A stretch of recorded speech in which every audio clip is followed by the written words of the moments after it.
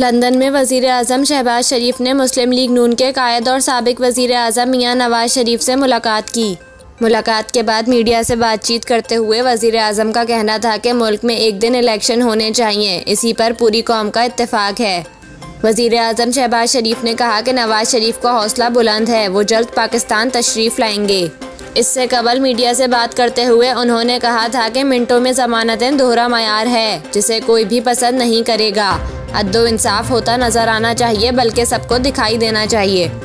इनका कहना था कि अदालत उज़्मा, पार्लियामान और दूसरे इदारे मिलकर पाकिस्तान की खिदमत करें। आइन और कानून की बालादस्ती के लिए हम किरदार अदा कर रहे हैं। दीगर चैलेंज हल करने की भी पूरी कोशिश की जा रही है।